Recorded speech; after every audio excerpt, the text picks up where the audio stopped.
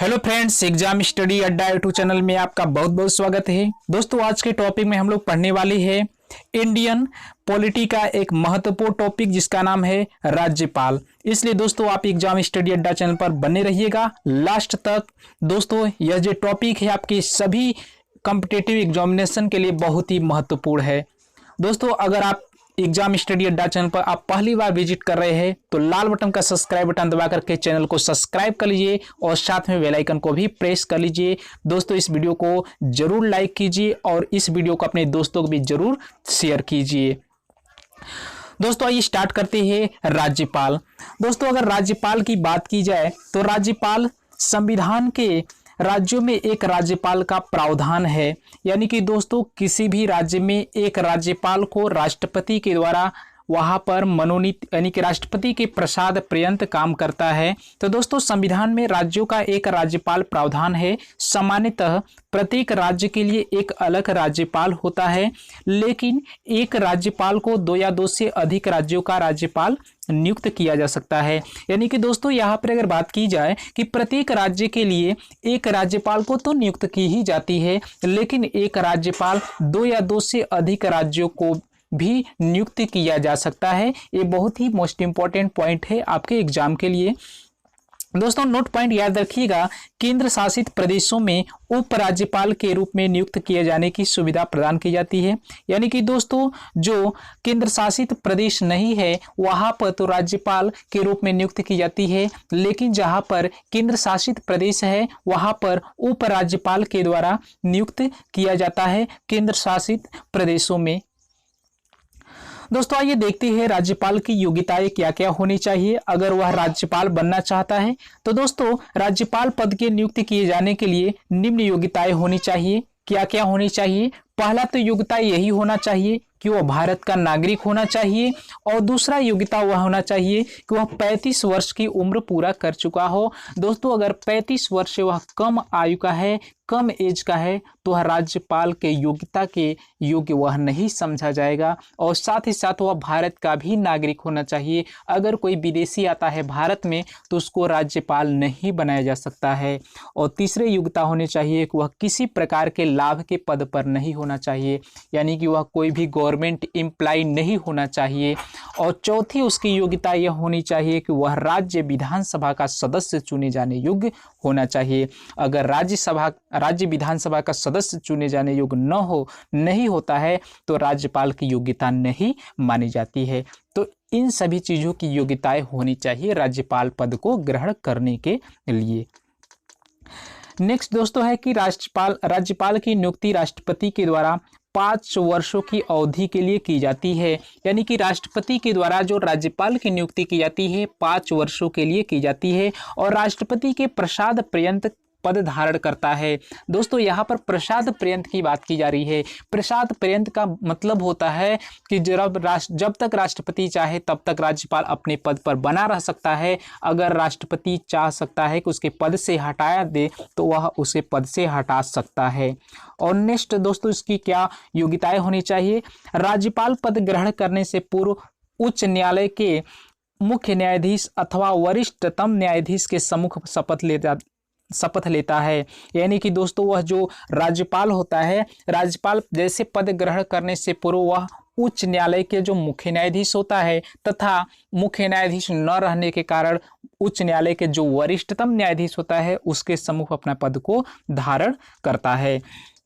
Next point है दोस्तों कि राज्य की कार्यपालिका का प्रमुख राज्यपाल होता है। यानी कि दोस्तों अगर राज्य की कार्यपालिका का प्रमुख पूछा जाए तो राज्यपाल होता है, लेकिन केंद्र की कार्यपालिका का जो प्रधान होता है राष्ट्रपति होता है। वह प्रत्यक्ष रूप से अथवा अधीनस्थ अधिकारियों के माध्यम से इसका उपयोग करता है, चाहे वह प्रत्यक्ष रूप से राज्यपाल ही काम करे चाहे तो अधीनस्थ अधिकारियों के माध्यम से यह उपयोग कर सकता है। नेक्स्ट पॉइंट है दोस्तों कि संविधान के भाग 6 में राज्य शासन के लिए प्रावधान किया गया है। यानी कि दोस्तों भारतीय संविधान में अगर बात की जाए तो भाग 6 में इसका वर्णन किया गया है, राज्य शासन का वर्णन भाग 6 में किया गया है। नेक्स्ट पॉइंट है दोस्तों कि राज्यपाल जब अपने पद पर हो तब उसकी गिरफ्तारी का आदेश किसी न्यायालय के द्वारा जारी नहीं किया जा सकता है। यानी कि जब तक राज्यपाल अपने पद को धारण करता है, यानी कि अपने पद पर स्थित है, उस समय किसी भी न्यायालय के द्वारा उसे गिरफ्तारी का आदेश जारी नहीं किया जा सकता है। बहुत ही मोस्ट इंपॉर्टेंट पॉइंट है एग्जाम की दृष्टि से। नेक्स्ट पॉइंट है दोस्तों कि राज्यपाल के विरुद्ध सिविल मुकदमा चलाने से पहले उसे नोटिस देनी होती है, वह भी 2 महीने पहले। यानी कोई भी धन से संबंधित सिविल मुकदमा अगर चलाया जा रहा है राज्यपाल पर, तो राज्यपाल के विरुद्ध 2 सप्ताह पहले उसको नोटिस देनी, 2 महीने उसे पहले नोटिस देनी होती है। दोस्तों आइए देखते हैं राज्यपाल की शक्तियां और कार्य। दोस्तों अगर राज्यपाल की शक्तियां और कार्य की बात की जाए तो राज्यपाल की नियुक्ति मुख्यमंत्री के द्वारा, दोस्तों राज्यपाल मुख्यमंत्री की नियुक्ति करता है। मुख्यमंत्री की नियुक्ति किसके द्वारा की जाती है? राज्यपाल के द्वारा की जाती है, और उसकी सलाह से अन्य मंत्रियों के अध्यक्ष और सदस्यों की भी नियुक्ति करता है। यानी कि दोस्तों जो राज्यपाल होता है, जो गवर्नर होता है, वह मुख्यमंत्री की नियुक्ति करता ही करता है, साथ में मुख्यमंत्री के सलाह से अन्य मंत्रियों के अध्यक्ष की भी नियुक्ति करता है, अध्यक्ष और सदस्यों को भी नियुक्ति करता है। और दोस्तों विधानसभा एवं विधान परिषद का अधिवेशन भी बुलाने का जो कार्य करता है वह भी राज्यपाल के द्वारा किया जाता है, और साथ ही साथ विधानसभा को भंग करने का जो अधिकार प्राप्त है वह भी राज्यपाल को प्राप्त है। लेकिन जो लोकसभा की अगर बात की जाए तो लोकसभा को भंग करने का जो अधिकार होता है राष्ट्रपति को होता है, उसी प्रकार विधानसभा को भंग करने का जो अधिकार होता है राज्यपाल को प्राप्त होता है। और दोस्तों वह विधानमंडल की पहली बैठक को संबोधित करता है, यानी कि विधानमंडल की जो पहली बैठक होती है उसको भी संबोधित करने का जो काम होता है राज्यपाल के द्वारा किया जाता है। और उसके बाद भी वह विधानमंडल को संदेश भेज सकता है, यानी कि विधानमंडल की पहली बैठक को संबोधित करना हुआ, चाहे उसके बाद विधानमंडल को संदेश भेजना हुआ, सभी कार्य प्रक्रियाएं राज्यपाल के द्वारा की जाती है।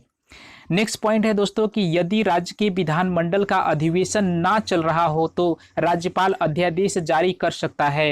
यानी कि दोस्तों यहाँ पर मेन पॉइंट यह है कि यदि राज्य के विधानमंडल का अधिवेशन नहीं चल रहा होता है तो राज्यपाल अध्यादेश जारी कर सकता है। अध्यादेश विधानमंडल की पहली बैठक के प्रारंभ होने से 6 सप्ताह तक लागू रहता है। यदि 6 सप्ताह पूर्व ही विधानमंडल अध्यादेश को अस्वीकृति कर दे तो उसे उसी समय समाप्त समझा जाएगा। यानी कि अगर विधानमंडल का अधिवेशन नहीं चल रहा है तो उस समय राज्यपाल अध्यादेश जारी कर सकता है, और जो अध्यादेश होता है विधानमंडल की पहली बैठक प्रारंभ होने के 6 सप्ताह तक लागू रहता है, और 6 सप्ताह पूर्व विधानमंडल इस अध्यादेश को अस्वीकृति कर देता है तो वह विधानमंडल उसी समय समाप्त समझा जाएगा। नेक्स्ट पॉइंट है दोस्तों कि राज्यसभा के द्वारा पारित किसी विधेयक पर राज्यपाल हस्ताक्षर करता है। यानी कि राज्य द्वारा कोई भी पारित जो विधेयक होता है उस पर जो हस्ताक्षर करने का कार्य होता है वह राज्यपाल के द्वारा होता है। और जिन राज्यों में विधान परिषद भी है वहां पर राज्यपाल 1/6 सदस्य विधान परिषद में नियुक्ति करता है। जहां पर विधान परिषद की भी सीटें हैं उन राज्यों में राज्यपाल के द्वारा 1/6 सदस्य विधान परिषद में नियुक्त कर सकता है, जिन्हें साहित्य हो गया, कला हो गया, विज्ञान, सहकारिता, आंदोलन और समाज सेवा के क्षेत्र में विशेष एवं व्यवहारिक ज्ञान होता है।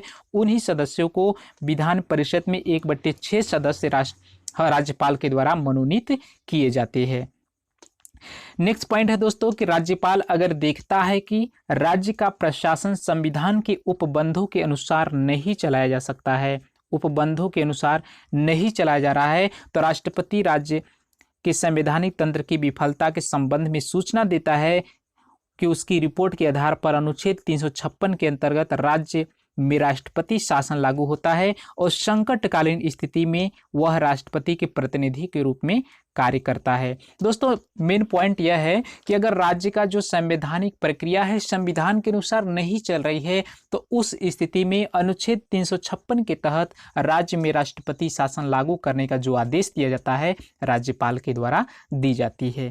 तो बहुत ही मोस्ट इंपॉर्टेंट पॉइंट है, अनुच्छेद 356 के तहत यह किया जाता है, इसलिए इसको भी याद रखिएगा।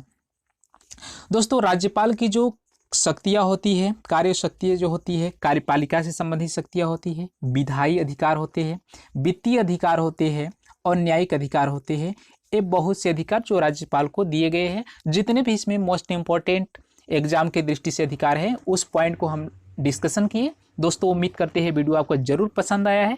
अगर पसंद आया है तो लाइक बटन दबा करके वीडियो को लाइक कर दीजिए। अगर आप हमारे चैनल पर पहली बार विजिट कर रहे हैं तो लाल बटन का सब्सक्राइब बटन होगा, उसको दबाकर सब्सक्राइब कर लीजिए, साथ में बेल आइकन को भी प्रेस कर लीजिए, ताकि जब भी इसी प्रकार के वीडियो हम डालूं तो आप तक सूचनाएं पहुंच सके और आप अपने एग्जाम की प्रिपरेशन आसानी से कर सके। दोस्तों, कमेंट जरूर कीजिएगा यह वीडियो कैसा लगा।